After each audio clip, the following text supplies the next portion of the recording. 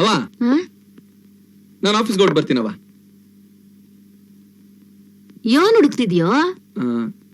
ಏನಿಲ್ಲವಾ, ಸಂಗೀತ ಇಲ್ಲವಾ? ಅವಳ ಅವ್ರವ್ನ ಆಪ್ಲೇಸನಿಸ್ಯ ಮಾತಾಡ್ಬೇಕು ಅಂತ ಆಸ್ಪತ್ರೆಯಿಂದ ಡಾಕ್ಟ್ರಪ್ಪ ಫೋನ್ ಮಾಡಿದ್ರು.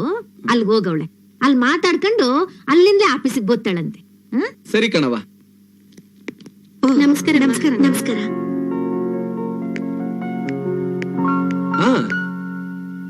ಸಂಗೀತ, ಬ್ಲೈಂಡ್ ಸ್ಕೂಲ್ ಇನ್ವಿಟೇಷನ್ ಕಾರ್ಡ್.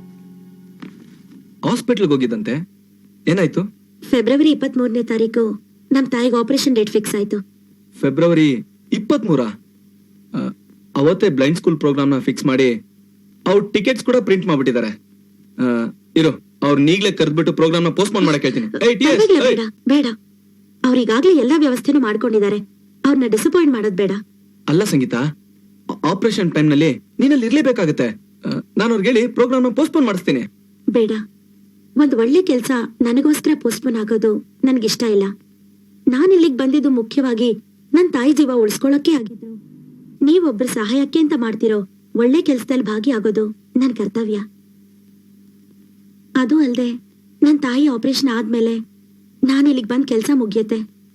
ನಾನು ಅವ್ರ ಜೊತೆ ಊರಿಗೆ ವಾಪಸ್ ಹೋಗ್ಬೇಕಾಗತ್ತೆ. ಅವ್ರ ಗುಣ ಆಗ್ಬೇಕು ಅಂದ್ರೆ ನಾನು ಅವ್ರ ಜೊತೆಲೇ ಇರ್ಬೇಕಾಗತ್ತೆ. ಅದಕ್ಕೆ ಆವತ್ತಿನ ಪ್ರೋಗ್ರಾಮ್ ನಲ್ಲಿ ನಾನ್ ನಿಮ್ ಜೊತೆಲಿ ಹಾಡೋದು ನನಗ್ ಕೊನೆ ಅವಕಾಶ ಆಗಿರ್ಬೋದು. ಆಮೇಲೆ ನಾನ್ ಹಾಡೋದೇ ನಿಲ್ಲಿಸ್ಬೋದು.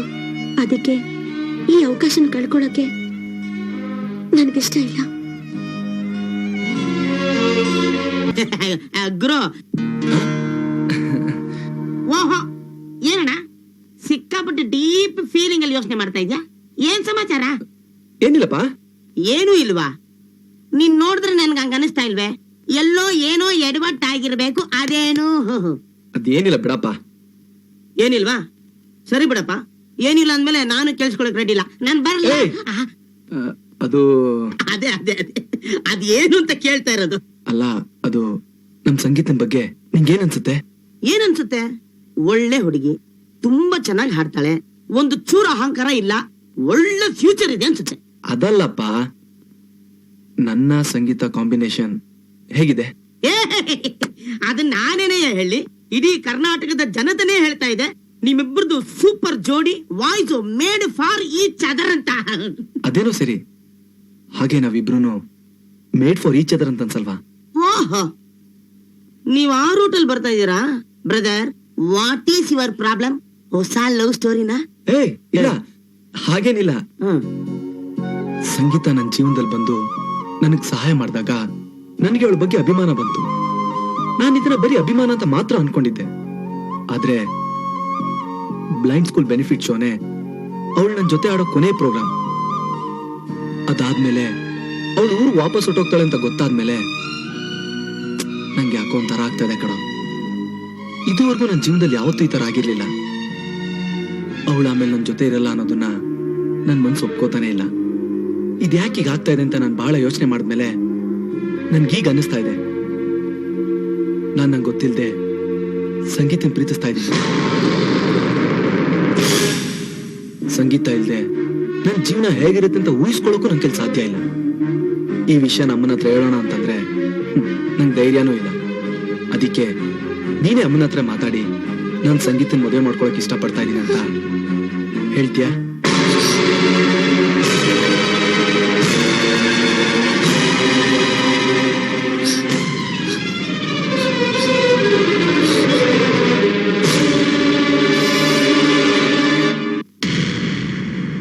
ನಾನ್ ಏನಾಗಬಾರ್ದು ಅನ್ಕೊಂಡಿದ್ನೋ ಅದಾಗೋಯ್ತು. ಅವ್ವ, ಏನ್ ಹೇಳ್ತಿದ್ದೆ ನೀನು? ಹೌದು, ಆ ನನ್ನ ಸಂಗೀತನ ಪ್ರೀತಿಸ್ಬಾರ್ದು, ಅವನವಳನ್ನ ಮದುವೆ ಆಗ್ತೀನಿ ಅಂತ ಆಸನ ಪಡಬಾರ್ದು. ಯಾಕವ? ಕಲ್ಯಾಣ ಮಂಟಪದಲ್ಲಿ ಆದ ಅವಮಾನದಿಂದ ಆನಂದ ಹುಚ್ಚದಂಗಾಗಿ ಕೊರಗುತ್ತಿದ್ದ. ಅದನ್ನ ನೋಡಿ ನನ್ನ ಕಳ್ಳು ಕಿವುಚ್ಕೊಂಡಂಗ ಆಗ್ತಿತ್ತು. ಹೆಂಗಾರ ಮಾಡಿ ನನ್ನ ಮಗನ ಜೀವನನ ಸರ್ ಮಾಡಪ್ಪ ದೇವ್ರೇ ಅಂತ ಕೇಳ್ಕೊಳಕ್ಕೆ ದೇವಸ್ಥಾನಕ್ಕೆ ಹೋದಾಗ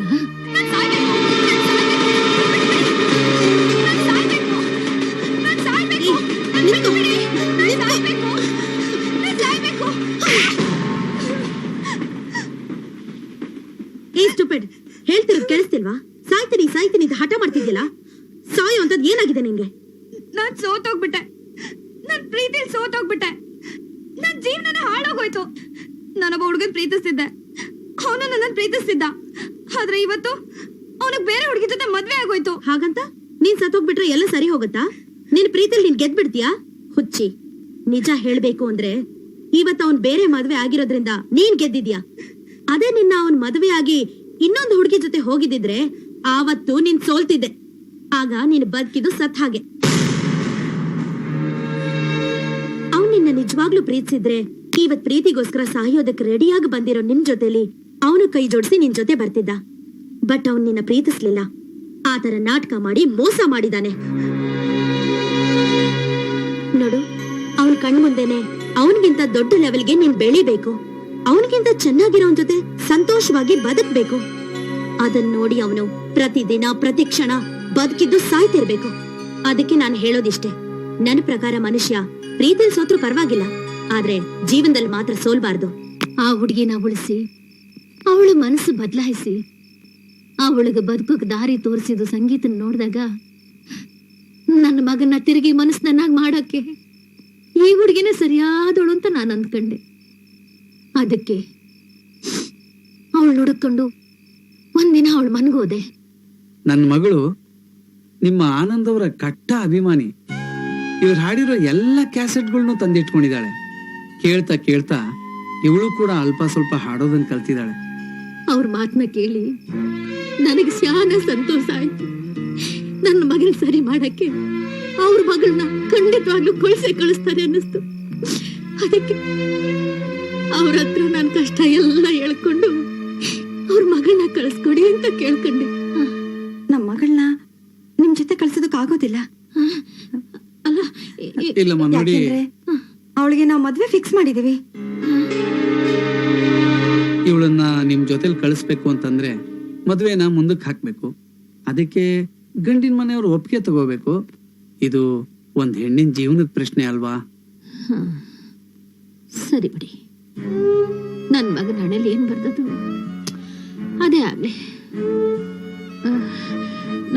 ನಾ ಇನ್ ಬರ್ತೀನಿ. ಅಮ್ಮ, ಒಂದ್ ನಿಮಿಷ. ಅಪ್ಪ, ನಾನ್ ಇವ್ರ ಜೊತೆಲಿ ಹೋಗ್ತೀನಿ. ಏನಮ್ಮ ಸಂಗೀತ, ಅಲ್ಲ ಮದ್ವೆ ಹತ್ರ ಇಟ್ಕೊಂಡು ನಿಮ್ ಅತ್ತೆ ಮಾವಾಗ ನಾನು ಏನ್ ಉತ್ತರ ಹೇಳಮ್ಮ? ಅಲ್ಲ ಪ್ರಸಾದ್ ಹ್ಯಾಕ್ ಕನ್ವಿನ್ಸ್ ಮಾಡೋದು? ಅಪ್ಪ, ಪ್ರಸಾದ್ ವಿಷಯ ನನಗ್ ಬಿಡಿ. ನನ್ನ ಚಿಕ್ಕ ವಯಸ್ಸಿಂದ ಚೆನ್ನಾಗಿ ಅರ್ಥ ಮಾಡ್ಕೊಂಡಿದ್ದಾನೆ. ನಾನ್ ಹೇಳಿದ್ರೆ ಈಸಿಯಾಗಿ ಒಪ್ಕೋತಾನೆ. ಇನ್ನು ಅತ್ತೆ ಮಾವನ್ ಕನ್ವಿನ್ಸ್ ಮಾಡು ಅಂತ ನಾನ್ ಅವನ್ಗೆ ಹೇಳ್ತೀನಿ. ಅಲ್ಲಮ್ಮ, ನೀವೇನು ಯೋಚನೆ ಮಾಡ್ಬೇಡಿ. ಮದ್ವೆನ ಪೋಸ್ಟ್ಪೋನ್ ಮಾಡಿ. ಆನಂದ್ ನನ್ ಫೇವ್ರೆಟ್ ಸಿಂಗರ್. ಅವ್ರಿಗೆ ನನ್ನಿಂದ ಸಹಾಯ ಆಗೋದಾದ್ರೆ ಅದಕ್ಕಿಂತ ಅದೃಷ್ಟ ಇನ್ನೇನಿದೆ ಹೇಳಿಪ್ಪ. ಮದ್ವೆ ಎಲ್ರ ಜೀವನದಲ್ಲೂ ಆಗತ್ತೆ, ಆದ್ರೆ ಇಂಥ ಅವಕಾಶ ಎಲ್ರಿಗೂ ಸಿಗಲ್ಲ. ನಿಮ್ ಮಗಳ ಮೇಲೆ ನಂಬಿಕೆ ಇದ್ರೆ ಕಳಿಸ್ಕೊಡಿ. ಅಯ್ಯೋ ಮಗಳೇ, ಅದನ್ನೆಲ್ಲ ಯಾಕೆ ಹೇಳ್ತೀಯಮ್ಮ? ಜೀವನದಲ್ಲಿ ಯಾವ್ದ್ ಸರಿ ಯಾವ್ದ್ ತಪ್ಪು ಅಂತ ನಿನಗ್ ಗೊತ್ತಿಲ್ವಾ? ಆಯ್ತು ಮಗಳೇ. ನೋಡಿ ಅಮ್ಮ, ನಮ್ ಮಗಳೇ ಹೊರಟು ನಿಂತಿರುವಾಗ ನಮ್ದೇನು ಇಲ್ಲ. ಆದ್ರೆ ಒಂದ್ ಕಂಡೀಷನ್, ಮದುವೆಗೆ ಒಂದ್ ವಾರಕ್ ಮುಂಚೆ ನಮ್ ಮಗಳನ್ನ. ಅಯ್ಯೋ, ಅದ್ರ ಬಗ್ಗೆ ಏನು ಯೋಚನೆ ಮಾಡ್ಬೇಡಿ. ನಾನ್ ಖಂಡಿತವಾಗ್ಲೂ ಕಳ್ಸ್ಕೊಡ್ತೀನಿ. ಖಂಡಿತವಾಗ್ಲೂ ಕಳ್ಸ್ಕೊಡ್ತೀನಿ. ನಾನ್ ಅನ್ಕೊಂಡಂಗೆ ಸಂಗೀತ ಬರೋದು, ಇಲ್ಲಿರೋದು, ಹಾಸ್ಪಿಟ್ಲು, ಆ ಪ್ಲೇಸನ್ನು ಅಂತೆಲ್ಲ ನಾಟಕ ಆಡಿದ್ದು ಆನಂದನಿಗೆ ಒಳ್ಳೇದಾಗ್ಲಿ ಅಂತ. ಆದ್ರೆ ನಾನ್ ಏನಾಗಬಾರ್ದು ಅಂತ ಅನ್ಕೊಂಡಿದ್ದು ಅದಿವತ್ತಾಗೋಯ್ತು. ತಿಪ್ಪೇಸ, ಸಂಗೀತ ಇನ್ನೊಬ್ಬರ ಮನೆ ಸೊತ್ತು ಕಣಪ್ಪ. ಅವಳು ನಮ್ಮನೆ ಸೊತ್ತಾಗ್ಬೇಕು ಅಂತ ನಾವು ಕನಸು ಮನಸ್ಸಲ್ಲಿ ನೆನೆಸ್ಬಾರ್ದು. ಅವ ಸಂಗೀತ ನನ್ ಸೊತ್ತು ಅಂತ ಆನಂದ್ ಅನ್ಕೊಂಬಿಟ್ಟಿದ್ದಾನೆ. ಈಗ ಅವನ್ಗೇನವ ಹೇಳ್ತೀಯ? ಜೀವನದಲ್ಲಿ ಒಂದ್ಸಲಿ ಈ ವಿಷಯದಲ್ಲಿ ಆಗ್ಲೇ ನೊಂದಿದ್ದಾನೆ ಆನಂದ್. ಇದು ಹೀಗೆ ಅಂತ ಗೊತ್ತಾದ್ರೆ ಅವನ್ ಯಾಗವ ತಡ್ಕೋತಾನೆ.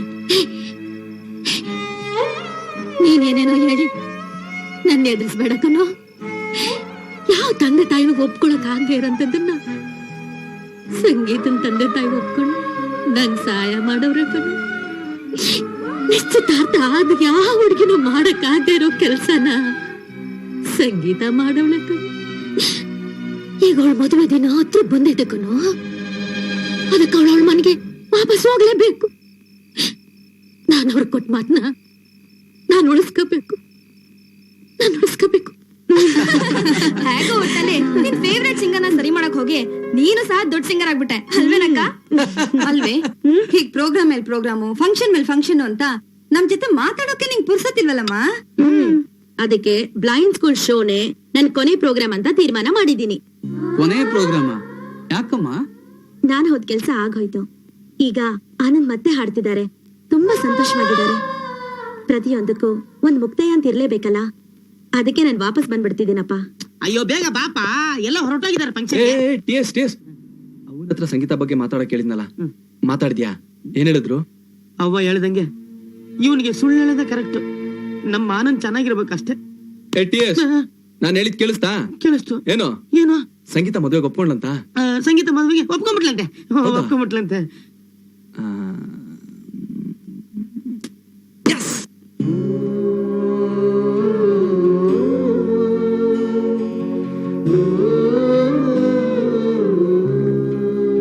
ಸಂಗೀತ, ಯಾಕವ ಹಂಗೆ ನಿಂತ್ಕೊಂಡ್ಬಿಟ್ಟಿದ್ಯಾ? ಅಮ್ಮ, ನಿಮ್ಮನ್ನೆಲ್ಲ ಬಿಟ್ಟು ಹೋಗೋಕೆ ನನಗ್ ಮನಸ್ಸೇ ಬರ್ತಿಲ್ಲ ಅಮ್ಮ. ತುಂಬಾ ಕಷ್ಟ ಆಗ್ತಿದೆ. ಹಂಗಂದ್ರೆ ಹೆಂಗವ್ವ? ನೀನ್ ಬಂದ್ ಕೆಲ್ಸ ಮುಗಿಸಿದೀಯಾ, ಇನ್ನೊಂದು ಕೆಲ್ಸ ಬಾಕಿ ಇದೆ. ಅಲ್ಲಿ ಎಲ್ರು ನಿನ್ಗೋಸ್ಕರ ಕಾಯ್ತಾ ಇರ್ತಾರೆ. ಅಮ್ಮ, ನಾನ್ ಹೋಗ್ತಾ ಇದ್ದೀನಿ ಅಂತ ಆನಂದ್ ಹೇಳ್ಬಿಟ್ಟು ಬರ್ತೀನಿ. ಆಯ್ತವ, ಹೋಗಿ ಹೇಳ್ಬಿಟ್ವಾ. ಸಂಗೀತ, ಅವನ್ಗೆ ಯಾವ ವಿಷಯ ಹೇಳ್ಬೇಕು, ಯಾವ ವಿಷಯ ಹೇಳ್ಬಾರ್ದು ಅಂತ ನಿಂಗ್ ಗೊತ್ತಲ್ವಾ?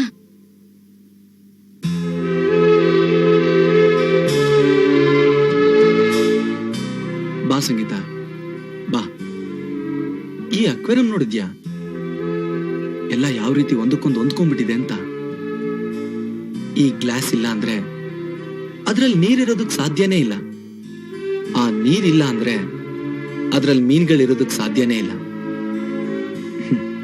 ಮತ್ತೆ ನೀರು ಮೀನು ಒಟ್ಟಿಗೆ ಇಲ್ಲ ಅಂದ್ರೆ ಈ ಅಕ್ವೇರಿಯಂ ಇದ್ದು ಪ್ರಯೋಜನ ಇಲ್ಲ ಅಲ್ವಾ?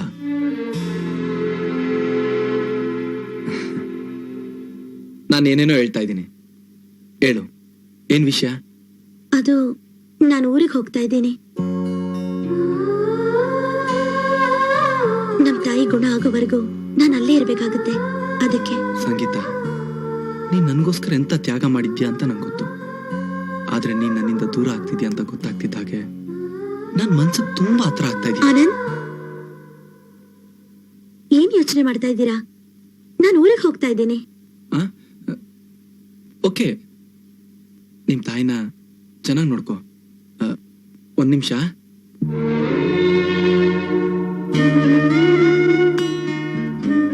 ಇದೇನು? ನಿನಗೋಸ್ಕರ ಅಂತಾನೆ ತಂದಿದ್ದು.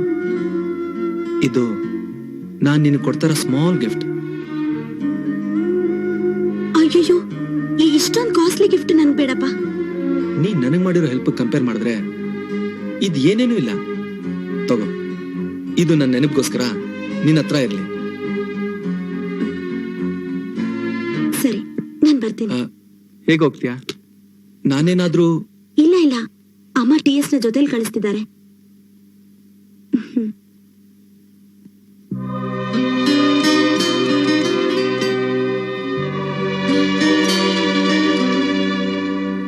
ಅದೆಲ್ಲ ನನಗ್ ಗೊತ್ತಿಲ್ಲ ಕಣಯ್ಯ. ನಿನ್ನ ಮಗಳು ನನ್ನ ಮನೆ ಸೊಸೆ ಅಂತ ಒಪ್ಪಂದ ಆದ್ಮೇಲೆ ನನ್ ಕೇಳಿದೆ, ಅದ್ ಹೇಗೆ ಯಾಕೆ ಕಳಿಸ್ದೆ? ಅಯ್ಯೋ ದೇವ್ರೆ, ಇದೇನೋ ನಾರಾಯಣ ಈ ತರ ಮಾತಾಡ್ತಾ ಇದ್ಯಾ? ನಾನು ನಿನ್ ಮಗನ್ಗೆ ಹೇಳಿ ಅವ್ನ ಒಪ್ಪಿಗೆ ತಗೊಂಡು ಆಮೇಲೆ ತಾನೇ ಅವಳನ್ನ ಕಳ್ಸಿರೋ. ಅವನಿನ್ನು ಚಿಕ್ಕ ಹುಡುಗ, ಅವನ್ಗೇನ್ ಅರ್ಥ ಆಗತ್ತೆ? ನನ್ನ ಕೇಳ್ದೆ ನೀನು? ಕೇಳಲಿಲ್ಲ, ತಪ್ಪು ತಾನೆ? ಅದಕ್ಕೆ ನಾನೊಂದು ತೀರ್ಮಾನಕ್ಕೆ ಬಂದಿದ್ದೀನಿ. ನಿನ್ನ ಮಗಳನ್ನ ಈ ಸಲ ನಾನು ಸೊಸೆ ಮಾಡ್ಕೊಂಡು ಜೊತೆನೆ ಕರ್ಕೊಂಡು ಹೊರಟೋಗ್ತೀನಿ. ಅಬ್ಬಾ, ಒಂದು ನಿಮಿಷ ನನ್ನ ಹೃದಯ ನಿಂತು ಹೋಗೋಗ್ ಮಾಡ್ಬಿಟ್ಟಿದ್ಯಲ್ಲ ನೀನು. ನೀನ್ ಮಾತಾಡಿದ್ ನೋಡಿ ಏನ್ ಮಾಡ್ತೀಯ ಅಂತ ಗಾಬರಿ ಆಗ್ಬಿಟ್ಟಿದ್ದೆ ನಾನು. ಅಯ್ಯೋ ಪೆದ್ದ, ಚಿಕ್ಕ ವಯಸ್ಸಿಂದ ನನ್ನ ಸ್ನೇಹಿತನಾಗಿ ಇಷ್ಟೇನೇನೋ ನೀ ಅರ್ಥ ಮಾಡ್ಕೊಂಡಿದ್ದು. ಅಲ್ಲಯ್ಯ, ಸಂಗೀತ ಒಬ್ಬ ದೊಡ್ಡ ಕಲಾವಿದನ ಬಾಳನ್ನೇ ಬದಲಾಯಿಸಿದಾಳೆ ಅಂತ ಕೇಳಿದ್ಮೇಲೆ ಎಷ್ಟು ಹೆಮ್ಮೆ ಆಗ್ತಿದೆ ಗೊತ್ತಾ ನನಗೆ. ಇನ್ನೂ ಒಂದು ವಿಷಯ ಗೊತ್ತಾ? ಇವರಿಬ್ರು ಹಾಡೋದನ್ನ ಕೇಳಿ ಅಮೆರಿಕದ ಕನ್ನಡ ಜನ ಎಲ್ಲ ಇವ್ರ ಫ್ಯಾನ್ಸ್ ಆಗ್ಬಿಟ್ಟಿದ್ದಾರೆ. ಅಯ್ಯೋ ಅಯ್ಯೋ ಅಯ್ಯೋ, ನನ್ ಸೊಸೆ ಎಲ್ಲಯ್ಯ, ಯಾವಾಗ ಬರ್ತಾಳಯ್ಯ?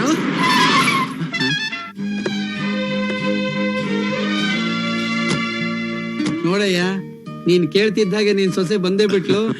Hi Prasad. Hi. Hello aunty. Hello, hi. Hello uncle. ಏ ಸಂಗೀತ, ಹೇಗಿದೆಯಮ್ಮ? ನಾನ್ ಚೆನ್ನಾಗಿದ್ದೀನಿ ಅಂಕಲ್. ಯು TS ಅಂತ. ಸರ್ ನಾನು TS ಅಂತ. Nice to meet you. Thank you. ನಾನು ಆನಂದ್. ಈ TS ಅಂದ್ರೇನು?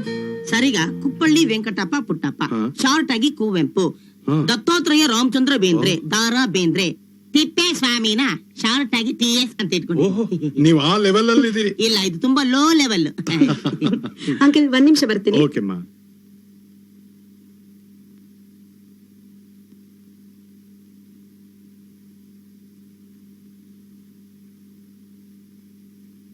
ಅವ್ವ,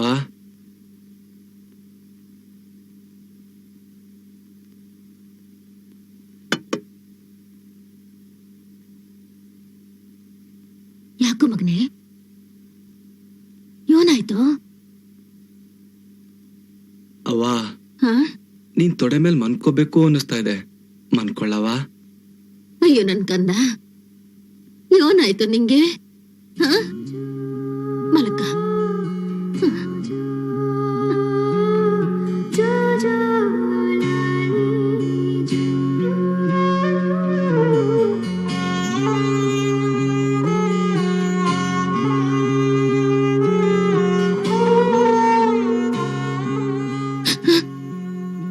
ಏನಾಯ್ತು ಮಗ?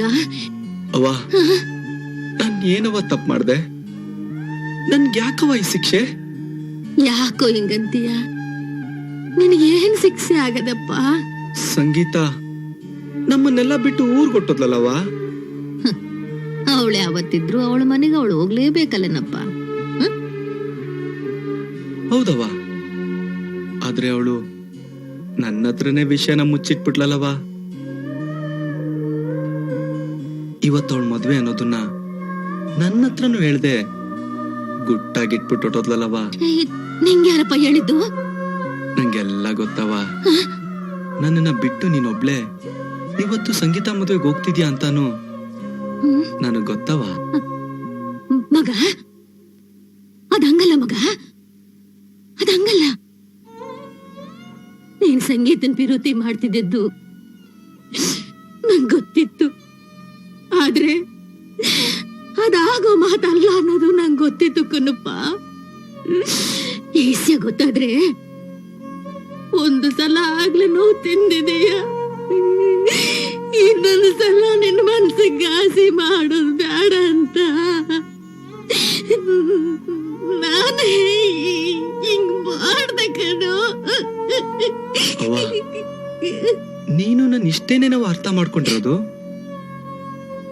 ಸಂಗೀತ ನನ್ಗೆ ನೋವನ್ನ ಮರ್ತು ಬದುಕೋದು ಹೇಗೆ ಅಂತ ಹೇಳ್ಕೊಟ್ಟಿದ್ದಾಳವ. ಈಗ ನಂಗೆ ಯಾವಾಗ ತಾನು ಆಗಲ್ಲ ಕಣವ. ನನ್ ಜೀವನನ ಬದಲಾಯಿಸೋಕೆ ಸಂಗೀತ ಏನೆಲ್ಲಾ ಮಾಡಿದ್ಲು, ಎಷ್ಟೆಲ್ಲ ತ್ಯಾಗ ಮಾಡಿದ್ಲಲ್ಲವ.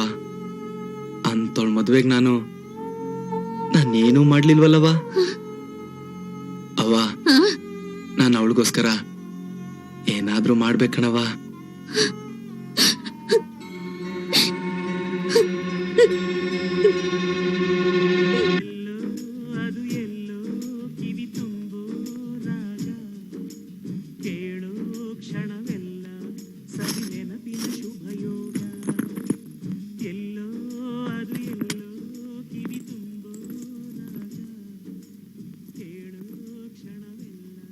ಆಂಟಿ,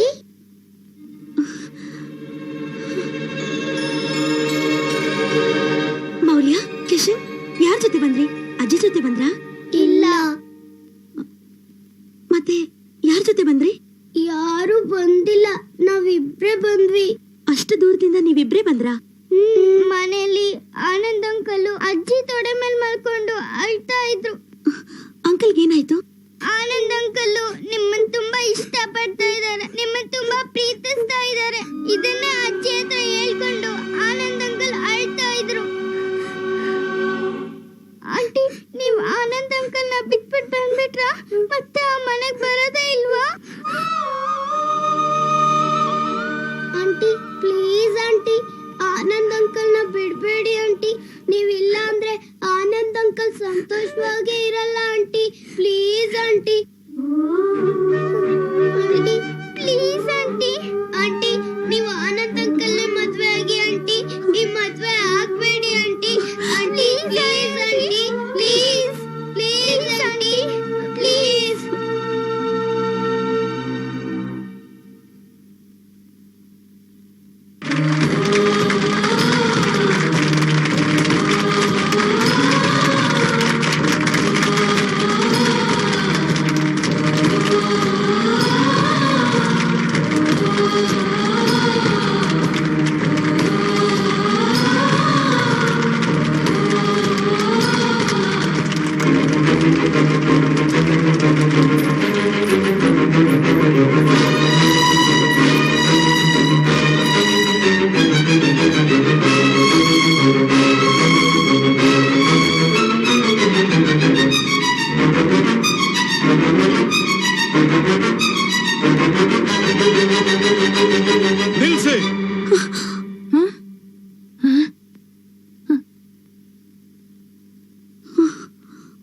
ಈ ಮದುವೆ ನಡಿ ಕೂಡ್ದು.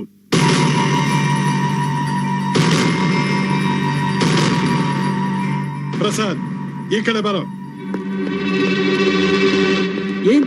ಏನ್ ಹೇಳ್ತಾ ಇದ್ಯಾ ನಾರಾಯಣ್?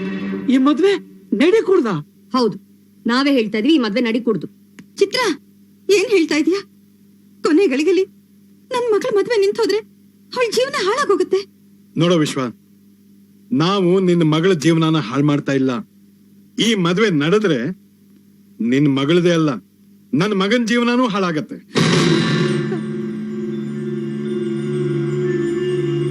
ಮದುವೆ ಅನ್ನೋದು ಕೇವಲ ಎರಡು ಸಂಸಾರಗಳ ಮಧ್ಯೆ ನಡೆಯೋ ಕಮಿಟ್ಮೆಂಟ್ ಅಲ್ಲ, ಎರಡು ಹೃದಯಗಳ ಕಮಿಟ್ಮೆಂಟ್ ಆಗ್ಬೇಕು. ನಿನ್ನ ಮಗಳು ನನ್ನ ಮಗ ಚಿಕ್ಕ ವಯಸ್ಸಿಂದ ಸ್ನೇಹಿತರು, ಆದ್ರೆ ಅವರಿಬ್ಬರ ಮಧ್ಯೆ ಈ ಪ್ರೀತಿ ಅನ್ನೋ ಕಮಿಟ್ಮೆಂಟ್ ಇತ್ತೋ ಇಲ್ವೋ ನಾವ್ ಯೋಚನೆ ಮಾಡ್ಲಿಲ್ಲ. ನನ್ನ ನಿನ್ನ ಸ್ನೇಹನ ಸಂಬಂಧವಾಗಿ ರೂಪಿಸ್ಬೇಕು ಅನ್ನೋದಕ್ಕೋಸ್ಕರ ನಾವ್ ಈ ಮದುವೆ ಫಿಕ್ಸ್ ಮಾಡೋದು. ನಮಗೆ ನಮ್ಮ ಭಾವನೆಗಳಿಗೆ ಗೌರವ ಕೊಟ್ಟು ಪಾಪ ಅವರಿಬ್ರು ಒಪ್ಕೊಂಡ್ರು. ವಿಶ್ವ, ಒಂದು ಹುಡುಗಿ ಹೃದಯದಲ್ಲಿ ಪ್ರೀತಿ ಹುಟ್ಟಿದ್ರೆ ಅದು ಕಣ್ಣಲ್ಲಿ ಕಾಣಿಸುತ್ತೆ ಅಂತಾರೆ. ಇವತ್ತು ಆ ಪ್ರೀತಿನ ನಾನು ಸಂಗೀತ ಕಣ್ಣಲ್ಲಿ ನೋಡಿದೆ. ಆದ್ರೆ ಅದು ನನ್ನ ಮಗನಿಗೋಸ್ಕರ ಅಲ್ಲ, ಆ ಹುಡುಗ ಆನಂದಗೋಸ್ಕರ. ನಾವು ಏರ್ಪೋರ್ಟ್ ಇಂದ ಬರುವಾಗ ನಮ್ ಕಾರಿನ ಡ್ರೈವರ್ ಇವರಿಬ್ರು ಪೋಸ್ಟರ್ ನೋಡಿ ಮೇಡ್ ಫಾರ್ ಈಚ್ ಅದರ್ ಅಂದ. ಇಡೀ ಕರ್ನಾಟಕದ ಜನ ಇವ್ರು ಹಾಡು ಹೇಳೋದನ್ನ ಕೇಳಿ ಇವ್ರ voice made for each other ಅಂದ್ರು. ಏನು ಗೊತ್ತಿಲ್ಲದೆ ಇರೋ ಆ ಇಬ್ರು ಚಿಕ್ಕ ಮಕ್ಕಳು ಇವರಿಬ್ರು ಒಂದಾದ್ರೆ ಎಷ್ಟು ಚೆನ್ನಾಗಿರುತ್ತೆ ಅಂತ ಫೀಲ್ ಮಾಡಿದ್ರು. ಹೀಗೆ ಇವರಿಬ್ರು ಒಂದಾದ್ರೆ ಒಳ್ಳೇದು ಅಂತ ಎಲ್ರು ಅನ್ಕೋತಿರುವಾಗ ಇವ್ರನ್ನ ನಾವು ಬೇರೆ ಮಾಡಿದ್ರೆ ಜನ ಇರ್ಲಿ, ಆ ದೇವ್ರು ಕೂಡ ನಮ್ಮನ್ನ ಕ್ಷಮಿಸೋಲ್ಲ. ನನ್ನ ಮಗ ನಿನ್ನ ಅಳಿ ಆಗ್ಬೇಕು, ನಿನ್ನ ಮಗಳು ನನ್ನ ಸೊಸೆ ಆಗ್ಬೇಕು, ಅದು ನಮ್ ಕಮಿಟ್ಮೆಂಟ್. ಅದು ಈಗ್ಲೂ ಸಾಧ್ಯ. ನಿನ್ನ ಚಿಕ್ಕ ಮಗಳು ನನ್ನ ಮಗನ್ ಮದುವೆ ಮಾಡ್ಕೊಳಕ್ ಒಪ್ಕೊಂಡ್ರೆ. ಆದ್ರೆ ಸಂಗೀತ ಮಾತ್ರ ಯಾವತ್ತಿದ್ರೂ ಆನಂದ್ಗೆ ಸೇರ್ಬೇಕು. ಆನಂದ್ ಹಾಡ್ತಾ ಇರ್ಬೇಕು ಅಂದ್ರೆ ಸಂಗೀತ ಜೊತೆ ಇರ್ಬೇಕು. ಸಂಗೀತ ಆನಂದವಾಗಿರ್ಬೇಕು ಅಂದ್ರೆ ಆನಂದ್ ಜೊತೆ ಇರ್ಬೇಕು. ಸಂಗೀತ ಇದ್ರೆ ಆನಂದ, ಆನಂದ ಇದ್ರೆ ಸಂಗೀತ, ಇವರಿಬ್ರು ಒಂದಾಗ್ಬೇಕು ಅನ್ನೋದೇ ನಮ್ಮ ಅಭಿಪ್ರಾಯ. ಏನಮ್ಮ ಸಂಗೀತ, ಏನ್ ಹೇಳ್ತೀಯ?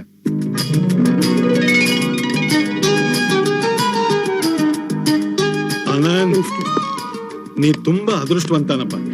ಬಾ ಬನ್ನಿಮ್ಮ, ಬನ್ನಿ. ಬನ್ನಿ.